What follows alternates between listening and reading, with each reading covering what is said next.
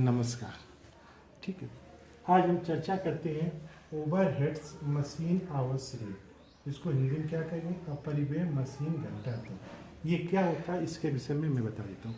आज के समय में उत्पादन कार्य मशीनों द्वारा अधिक किया जाता है।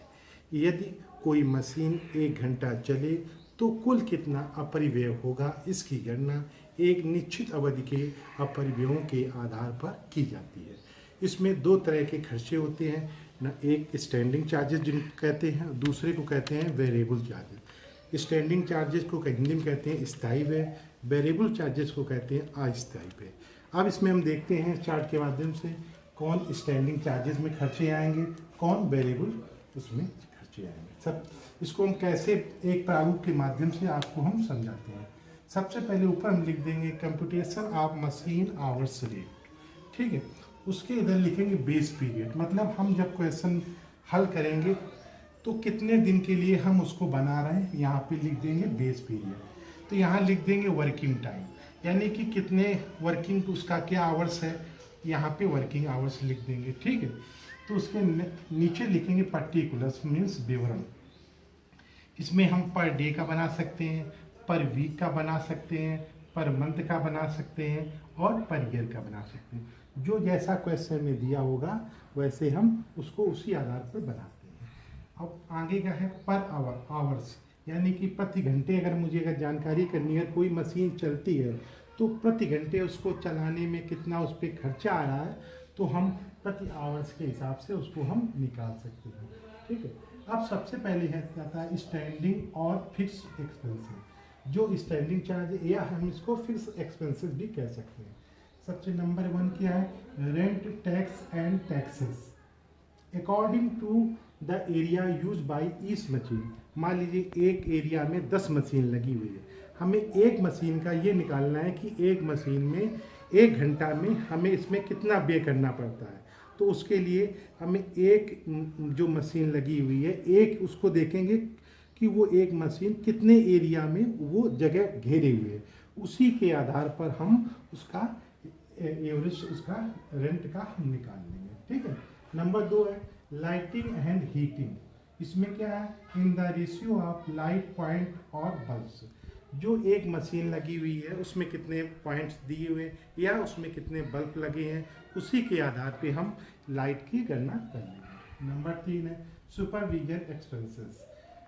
इसमें क्या है? Time devoted by supervisory staff. मतलब जो भी मशीनें, एक कारखाने में बहुत अधिक मशीनें लगी होती हैं, हमें एक मशीन का निकालना है, तो एक मशीन में जितना वो सुपरविजन उस मशीन में टाइम देगा, हम उसका एवरेज के हिसाब से सुपरविजन एक्सपेंसेस जो वैल्यू होती है वो निकाल लेते हैं।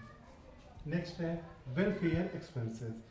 क्या कैसे निकालेंगे? In the ratio of number of worker, यानी कि एक मशीन है, जो एक मशीन का हम क्वेश्चंस में निकाल रहे हैं, एक मशीन में कितने वर्कर लगे हुए, जितने वर्कर लगेंगे उसी के आधार पे हम उसका वेलफेयर एक्सपेंसेस निकाल लेंगे। नेक्स्ट है इंश्योरेंस, बीमा। ये क्या? एक मशीन का जो हमने बीमा कराया है वो कितने का कराया, उसी के आधार पे हम उसका इंश्योरेंस ज्ञात करेंगे। नेक्स्ट है लुब्रिकेंट, कॉटन वेस्टेज। मतलब मशीन को चलाने के लिए हमें ऑयल की ज़रूरत पड़ती है, कपड़े की उसकी सफाई के लिए कपड़े की ज़रूरत पड़ती है। तो जितना हमें ऑयल या कॉटन की ज़रूरत पड़ती है वो क्वेश्चन में दिया हुआ था। जो क्वेश्चन में दिया होगा इसको हम इसके हेड में दिखा देते हैं। ठीक है, नेक्स्ट है अदर एक्सपेंसेस। जो मशीन चलाने में छोटे मोटे खर्चे होते रहते हैं वो हम अदर एक्सपेंसेस में दिखा देते हैं। जो इस तरह के खर्चे होते हैं वो हम यहाँ पे ऐसे दिखा देंगे, फिर उसका टोटल कर देंगे। तो यहाँ पे क्या हम लिखेंगे? Total standing charges. जो इनका टोटल होगा, पर डे का भी क्वेश्चन जैसा करता है, पर डे का भी कर सकते हैं, पर वीक का कर सकते हैं, पर मंथ का कर देते हैं, पर ईयर का। ये हमें क्वेश्चन के आधार पर यहाँ पे हम लिख के उसका टोटल कर देंगे। Total standing charges. अगर हमें प्रति आवर्स का यदि प्रति घंटे का निकालना तो हम कैसे निकालेंगे? स्टैंडिंग चार्जेस पर hours, total standing charges upon working hours in base period. मतलब अगर हमें 1 घंटे का निकालना है तो यहाँ इसका टोटल यहाँ अमाउंट लिख देंगे और ये 1 घंटे में कितने घंटे मशीन चलती है वो हम नीचे लिख देंगे। तो इस तरह से हमें प्रति आवर्स की वैल्यू ज्ञात हो जाएगी। ये रहा हमारा स्टैंडिंग चार्जेस के जो अमाउंट है वो स्टैंडिंग चार्जेस के रहे। अब वेरिएबल और या मशीन एक्सपेंशन में कौन कौन से खर्चे आते हैं, तो सबसे पहले आता है डिप्रिसिएशन, ह्रास। जब हम कोई मशीन चलाते हैं, उसको प्रयोग में लाते हैं, तो उसमें स्वाभाविक है कि डिप्रिसिएशन होता है। तो हम डिप्रिसिएशन कैसे निकालते हैं, कास्ट ऑफ मशीन, जो हमने मशीन को खरीदा है उसकी कास्ट क्या है, minus scrap value. Scrap value वो होती है जो मशीन को हम चलाते हैं, एक निश्चित समय के बाद वो मशीन बेकार हो जाती है। जो बेकार होती है उसको हम कबाड़ में बेच देते हैं, जो उसको उसके बदले जो हमको पैसे मिलते हैं उसको हम स्क्रैप वैल्यू कहते हैं।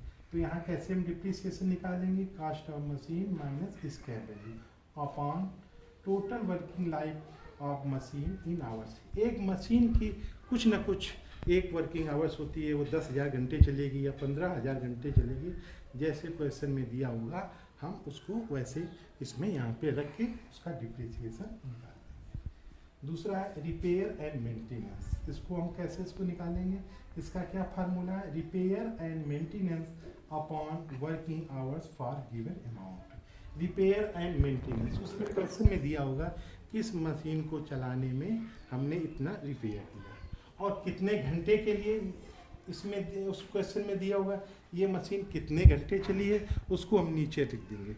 तो जब इसका कैलकुलेशन कर देंगे तो रिपेयर ऑफ मेंटेनेंस निकल आएगा। ठीक है। पावर हम कैसे निकालेंगे, units consumed per hour multiply units rates. उसमें देगा कि एक जब हम कोई मशीन चलाएंगे प्रतिदिन के हिसाब से चलाते हैं, प्रतिदिन कितनी वो यूनिट कंज्यूम कर रहा है और कितना पैसे एक यूनिट के पड़ते हैं, हम दोनों को मल्टीप्लाई कर देंगे तो पर डे के हिसाब से हमारा पावर निकल आएगा। चौथा पॉइंट इसमें है स्टीम एंड वाटर। स्टीम यानी स्टीम, भाप और पानी। हमें मशीन को चलाने में अगर उससे भाप और पानी की ज़रूरत पड़ती है तो वो क्वेश्चन में दिया होगा कितना उस मशीन को चलाने में कितना भाप की ज़रूरत होती है, कितना पानी की ज़रूरत होती है, वो हमारे क्वेश्चन में दिया होता है। उसी के आधार पे हम स्टीम एंड वाटर का निकाल लेते हैं। तो इस तरह से अगर हम पर आवर्स का निकालते हैं तो यहाँ की हम पर आवर्स में लिख देंगे। तो इसका जब टोटल कर देंगे तो मशीन आवर्स रेट, इस तरह से मशीन आवर्स रेट निकल आता है। यानी कि हमें किसी भी मशीन को चलाने में 1 घंटे में उसकी क्या कास्ट आ रही है तो हम मशीन आवर्स रेट के माध्यम से हम ज्ञात करते हैं। आइए इसको एक क्वेश्चन के माध्यम से हम आपको और समझाने की कोशिश करते हैं। क्वेश्चन क्या दिया हुआ है, निम्नलिखित सूचना से मशीन घंटा दर ज्ञात कीजिए। हमें इसको मशीन घंटा दर ज्ञात करना है। कास्ट ऑफ मशीन यानी कि मशीन की लागत क्या है, कोई एक मशीन है उसकी लागत है 1,20,000 रुपये। Freight and installment in charges यानी कि रेल भाड़ा व स्थापना व्यय, यानी कि जो हम मशीन को वहाँ से लाए हैं खरीद के, उसका जो भाड़ा हमें कितना देना पड़ा है 15,000 रुपये। ठीक है। वर्किंग लाइफ माने उसको कार्य से, उसका जो मशीन का है वर्किंग लाइफ मतलब उसका कार्यशील जीवन कितना है 10 साल। कोई एक मशीन ये 1,20,000 की आई है, वो कितने ईयर चल सकती है, 10 साल तक चल सकती है। ठीक है। नेक्स्ट है वर्किंग आवर्स, कार्यशील घंटे, यानी कि जो हमने उस मशीन से कितना कार्य कितने घंटे लिया है 13,050, 1,350 घंटे हमने उस मशीन से कार्य लिए हैं। ठीक। रिपेयर चार्जेस, रिपेयर चार्जेस क्या इसमें दिया, मरम्मत भी 50% ऑफ डिप्रिसिएशन, जो डिप्रिसिएशन निकलेगा उसका 50% हम रिपेयरिंग में हम पे करेंगे। ठीक है। पावर 10 यूनिट पर आवर्स रेट 15 पैसे पर यूनिट, यानी कि जो शक्ति है 10 इकाइयाँ प्रति घंटे की दर से 15 पैसे प्रति इकाई हमें खर्चा होता है उसको चलाने में। ठीक है। Lubricant oil 8 hours daily rate 6 per day, यानी कि चिकनाई तेल 8 घंटे मशीन को चलाने के लिए 8 घंटे जो प्रतिदिन मशीन चलती है वो 6 रुपये प्रतिदिन दर से मशीन में उसको ऑयल की वो पड़ता है। ठीक है। Consumable stores 8 hours daily and 10 per day, उपयोग स्टोर 8 घंटे प्रतिदिन के दर से 10 रुपये के दर से। ठीक है। जब हम कोई स्टोर का प्रयोग करते हैं 8 घंटे के लिए तो हमें उसमें कितना पैसा पर डे देना पड़ता है 10 रुपये। ठीक है। वेजेस पर hours, wages of operator rates for per day, यानी कि चालक का जो पारिश्रमिक है 4 रुपये हम उसको प्रतिदिन के हिसाब से लेबर को हम देते हैं। ये हमारा क्वेश्चन रहा है। अब इसको हम कैसे सॉल्व करेंगे वो हम आपको नीचे बता रहे हैं। सबसे पहले लिखेंगे कंप्यूटेशंस ऑफ मशीन आवर्स, ठीक है। इसमें बेस पीरियड क्या है, 1 डे का हम लिख रहे हैं। वर्किंग आवर्स क्या, 8 घंटे, यानी कि हम 8 घंटे मशीन चलाते हैं। ये 1 दिन का हम बना रहे हैं और 8 घंटे का ये बना रहे हैं, ठीक है। यहाँ पे हमने लिख दिया पर्टिकुलर पर डे पर आवर्स। सबसे पहले हमने आपको बताया था स्टैंडिंग चार्जेस लिखेंगे। तो यहाँ स्टैंडिंग चार्जेस क्या है, नंबर 1 पे वेजेस ऑपरेटर। वेजेस ऑपरेटर क्या है, चालक का जो पारिश्रमिक है वो क्या है, 4 रुपये प्रतिदिन। तो यहाँ हमने चालक का जो पारिश्रमिक है वो 4 रुपये प्रतिदिन के हिसाब से यहाँ हमने लिख दिया। दूसरा है क्या है, कंज्यूमेबल स्टोरेज, जो हमने स्टोर का प्रयोग किया है यहाँ पे कितना, 8 घंटे में 10 रुपये के दर से किया है। तो जो हमने स्टोर का प्रयोग किया है पर डे हिसाब से 10 रुपये हमने इसको भुगतान किया, वो हमने यहाँ पे दिखा दिया है। तीसरा है लुब्रिकेशन ऑयल। लुब्रिकेशन जो ऑयल है वो हमने 8 घंटे में कितना, एक दिन में हमको देना पड़ा 6 रुपये। तो एक दिन में हमने उसको जो दिया है 8 घंटे में, वहाँ पे हमने इसको 6 रुपये दिखा दिया। इस तरह से ये जो ये व्यय है वो ये स्थायी व्यय है। तो हमने इस तरह से इसको जोड़ दिया।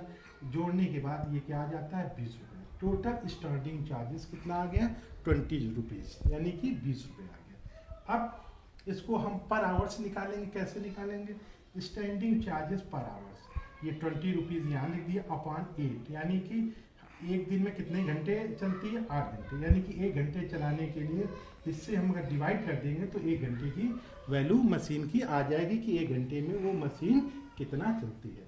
तो 1 घंटे में जब हमने इसको डिवाइड किया तो 2 रुपये 50 पैसे एक दिन के चलाने की आ जाती है, ठीक है।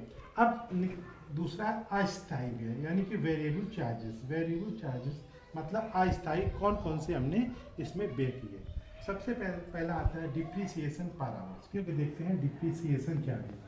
डिप्रिसिएशन कैसे निकालेंगे, हरास को हम जो इसकी मशीन कास्ट ऑफ मशीन की लागत कितनी है, 1,20,000 प्लस इस वजह से जोड़ देंगे, जो भाड़ा होता है वो प्लस हो जाता है और माइनस जो स्क्रैप वैल्यू होती है उसको हम डिप्रिसिएशन में माइनस कर देते हैं। यहाँ पे ये भाड़ा है, मशीन को हम लाएंगे तो यहाँ पे वो प्लस हो जाएगा। कितना यहाँ पे हुआ है, 15,000 अपॉन मशीन की वर्किंग लाइफ कितनी है, 10 ईयर, 10 साल हमने यहाँ लिख दिया। और हमने उस मशीन से कितना भी प्रयोग चलाने में लिया है, 1350 आवर्स, हमने 1350 यहाँ लिख दिया। तो जब हमने इसका कैलकुलेशन किया तो ये एक प्रति घंटे निकल के आ जाता है 10 रुपये, यानी कि जब हम कोई मशीन चलाते हैं उसकी जो डिप्रिसिएशन कास्ट निकल के आती है 10 रुपये प्रति घंटे की दर से निकल के आती है। दूसरा पॉइंट क्या है, रिपेयरिंग पर आवर्स। क्वेश्चन में दिया गया है डिप्रिसिएशन का 50% रिपेयरिंग चार्जेस 50% ऑफ डिप्रिसिएशन। तो यहाँ पे डिप्रिसिएशन हमारा कितना निकला है, 10 रुपये। तो हम इसका 50/100 कर देंगे, क्योंकि यहाँ डिप्रिसिएशन 50% का आ गया, इस वजह से हमने 50/100 कर दिया। तो यहाँ पे कितना निकल के आया, 1 घंटे के लिए 5 रुपये। तो यहाँ रिपेयरिंग पर आवर, यानी जब हम कोई उसका निकालते हैं तो रिपेयरिंग चार्जेस 5 रुपये, इस तरह ये निकल के आएगा। पावर पर आवर्स इसमें क्या दिया हुआ, 10 यूनिट पावर्स रेट्स 15 पैसे प्रति यूनिट। जब हम कोई चलाते हैं 15 पैसे पर यूनिट के हिसाब से लगता है। तो यहाँ पे कितना है, 10 इकाइयाँ हमने चलाई हैं और हाँ मल्टीप्लाई 0.515, तो यानी कि 15 पैसे से हमने इसको जब मल्टीप्लाई कर दिया तो 1 रुपये 50 पैसे आ गया। तो इस तरह से ये हमारे स्थायी व्यय हो गए और ये हमारे अस्थायी व्यय हो गए। जब हमने इसका टोटल किया तो टोटल 19 रुपये आ गया। तो ये क्या है, नीचे हम क्या लिखेंगे, मशीन आवर्स रेट। तो इसके द्वारा इस क्वेश्चन के माध्यम से हम ये जानकारी कर सकते हैं, जो हम जब कोई हम मशीन चलाते हैं वो प्रति घंटे के हिसाब से या प्रतिदिन के हिसाब से या पर ईयर के हिसाब से कितना कॉस्ट आता है। तो इस क्वेश्चन के आधार पे हम उन मशीन को हम ज्ञात करने का प्रयास करते हैं। इसको हम मशीन घंटा दर के माध्यम से वो ज्ञात कर सकते हैं। नमस्कार।